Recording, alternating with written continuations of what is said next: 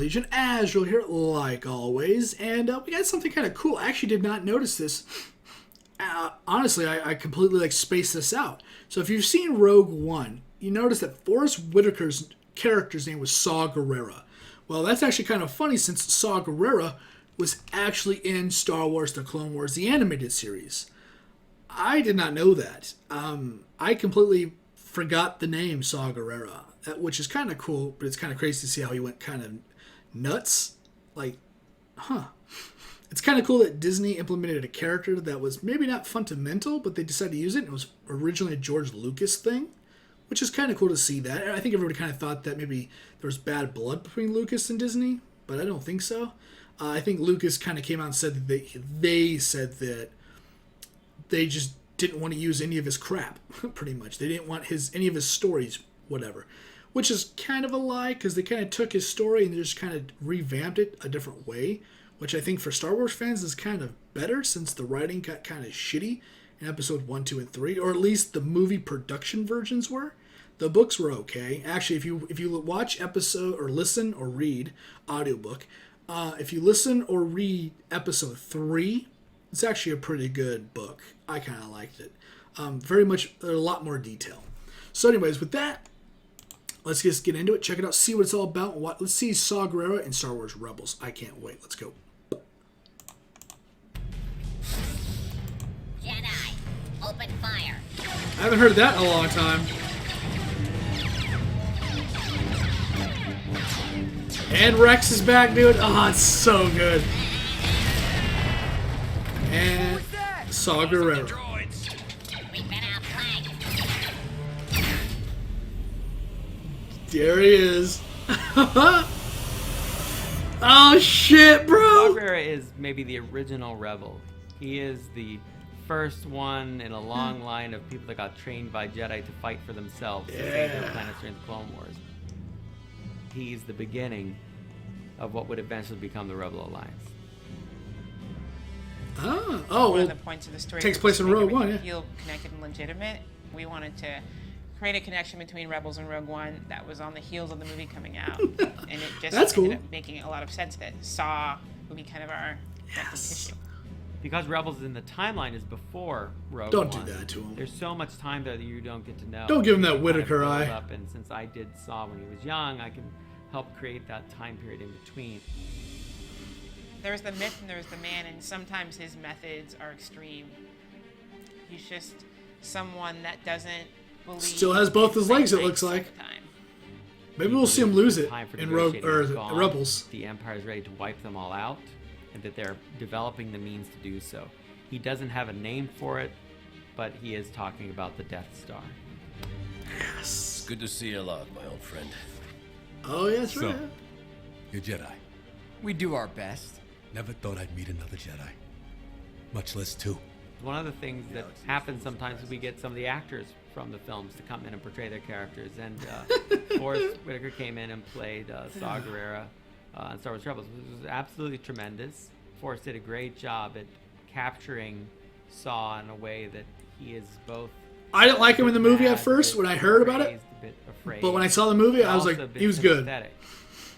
He sees something coming, and no one will listen to him to take action before Oh, it's it's gonna be too so late. good. It's gonna be great. I can't wait for this to come back.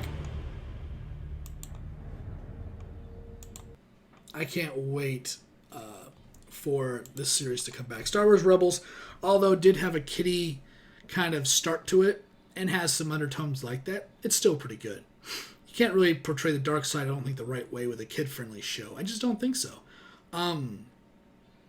Star Wars Rebels is really good. I still think Clone Wars was probably my favorite. At least in the first season was all about Ezra as a kid, and that's always really just horrible. In any cartoon or anime that revolves around children, usually is just a shit show, and I'm not a fan of it. Like, if anybody has seen Bleach, not drink Bleach, seen Bleach the anime, you'll know that they did it right. It started out with like a high school thing, but high school was just an undertone. It was all about the life outside of high school, not doing what like every other Japanese anime does when it involves high school, which is how high school or junior high really is like their life because they got to get in. They have to like earn their place into like college and stuff like that, like really bad.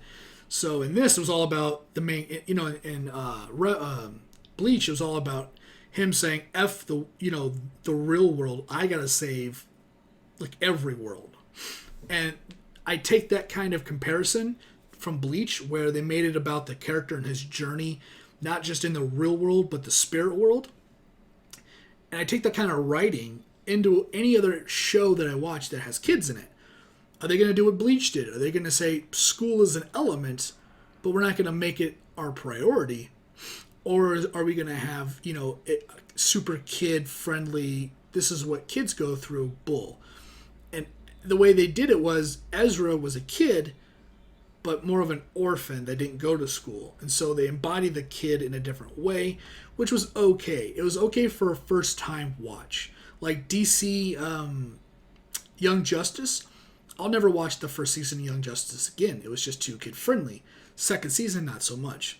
Second season of Rebels was really good. The season finale of Season 2 was incredible.